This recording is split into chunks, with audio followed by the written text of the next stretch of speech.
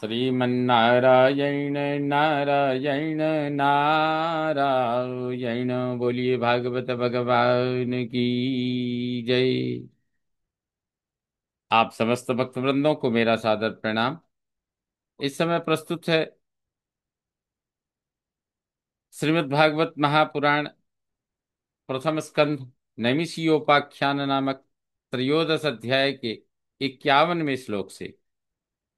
स्रोतोभिः सप्तभिर्या वै स्वरधुनी सप्तधा व्यधात् सप्तानां प्रीतये नाना सप्तस्रोतः प्रचक्षते।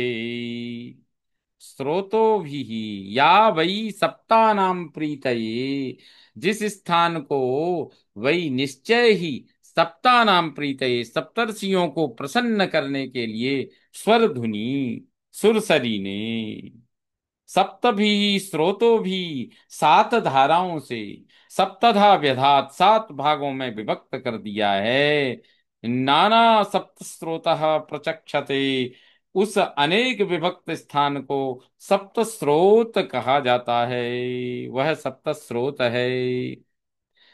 तो कहते हैं जिस स्थान को निश्चय सप्तर्षियों को प्रसन्न करने के लिए सुरसरी ने, गंगा जी ने सात धाराओं से सात भागों में विभक्त कर दिया है, उस अनेक विभक्त स्थान को सप्त स्रोत कहा जाता है। स्नात्वानुसवनम तस्मिन् हुत्वा चाग्निन्यथा विधि अभक्ष उपशांतात्मा स आस्ते विगतैषणः। तस्मिन् अनुशवनम स्नात्वा, उन गंगा जी में तीनों समय स्नान करके, च और यथाविधि अग्निन हुत्वा, विधि पूर्वक अग्नियों में हवन करके, स वही स अभक्षः, वे जल पात्र पीकर, ईशणः इच्छाओं को, विगत आस्ते इच्छाओं को त्याग कर बैठे हैं। जितासनो जितश्वासः प्रत्याहृत्य षडिन्द्रियः हरिभावनया ध्वस्त रजः सत्वतमो मलः, सत्वतमो मलः। आसनः जितः श्वासः, आसन जीत लिया है।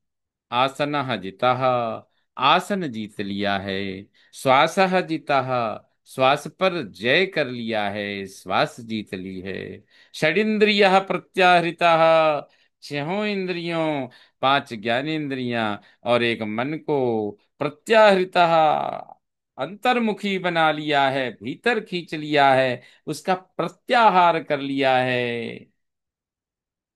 ऐसे प्रत्याहृतः हरिभावनया, भगवान की भावना धारणा से, भगवान की भावना ही की और उनकी धारणा से रजः सत्व तमः मलः ध्वस्तः, रजोगुण सतोगुण तमोगुण के मल सब ध्वस्त हो गए, नष्ट हो गए हैं।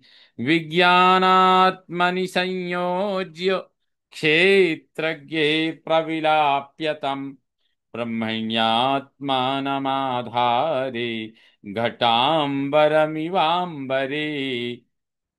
विज्ञान आत्मनि संयोज्यो, बुद्धि को अहंकार से संयुक्त करके, तम क्षेत्रज्ञ प्रविलाप्यो, उसे क्षेत्रज्ञ में विलीन कर दिया। अंबरे घटांबर इव, आकाश में, अंबरे आकाश में, घटाकाश के इव समान, आत्मानम आधारे, ब्रह्म के आधार से यानी ब्रह्म मात्र हो गई। ध्वस्त माया गुणोदर को निरुद्ध करणाशय निवर्तिताखिलाहार आस्ते स्थाणुरिवाचलः तस्यांतरायो मयि बाभू संन्यस्ताखिल कर्मणः। आशय निरुद्ध, अंतःकरण का निरोध करके, अंतःकरण को रोककर, माया गुण उधर कहा, माया के गुणों के विकारों को ध्वस्त समाप्त कर दिया है। अखिल यानी सब, रूप रस गंध स्पर्श शब्द आहार निवर्तित स्थाणु छोड़कर, एक ठूंठ स्थाणु इव, ठूंठ के समान शुष्क वृक्ष के उस अधा भाग के समान अचल आस्ते, अचल हो गए हैं। तस्य अखिल कर्मणः, उन सब कर्मों को संन्यस्त अंतराय, छोड़े हुए के लिए अंतराय मैवम अभूहु, विघ्न मत हो। अब वो तपस्या में संलग्न हो चुके हैं। सबा अद्यतनाद्राजन परतः पंचमे हनि, कलेवरम हास्यति स्वम तच्च भस्मी भविष्यति। हे राजन, हे युधिष्ठिर, स व अद्यतनात् परतः, वह आपके ताऊ, आपके चाचा और आपकी माता, यानी धृतराष्ट्र, विदुर और गांधारी, आज से, आज के बाद पांचवें दिन, अद्यतनात् परतः पंचमे अहनी, पांचवें दिन, त्वम कलेवरम हास्यति स्म, अपने शरीर को त्याग देंगे, छोड़ देंगे। तच्च भस्मी भविष्यति, और वह शरीर भी भस्म हो जाएगा, कुछ नहीं बचेगा। दह्यमाने अग्निभिर्देहे पत्युः पत्नी सहोटजे, बहिः स्थिता पतिं साध्वी तमग्निमनुवेक्ष्यति।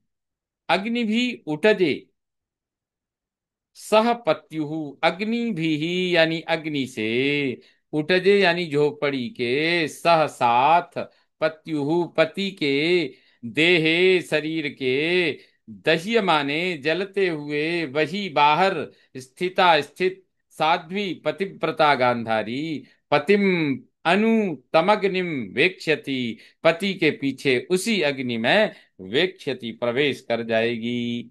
विदुरस्तु तदाश्चर्यम् निशाम्य कुरु नन्दन, हर्षशोकयुतस्तस्माद् गन्ता तीर्थ निषेवकः।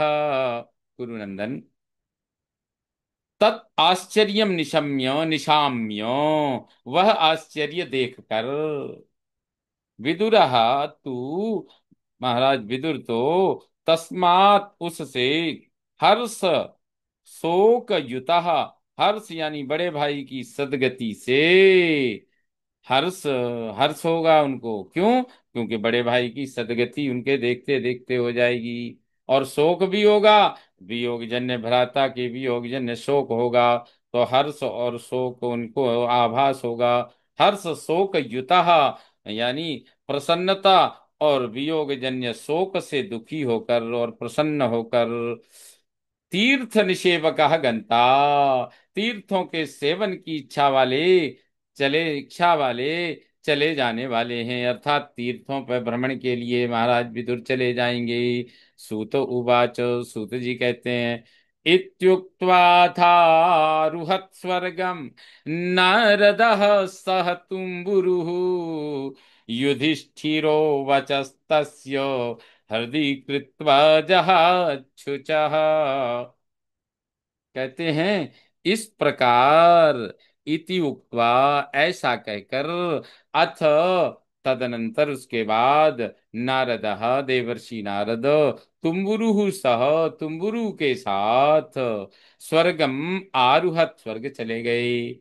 युधिष्ठिर तस्य वचः हृदि कृत्वा, युधिष्ठिर ने उनके वचनों को हृदय में धारण करके, सुचह जहात, शोक को छोड़ दिया। इस प्रकार से श्रीमद् भागवते महापुराणे वैयासिक्याम अष्टादश साहस्र्याम पारमहंस्याम संहितायाम नैमिषीयोपाख्याने प्रथम स्कंधे त्रयोदशोऽध्यायः।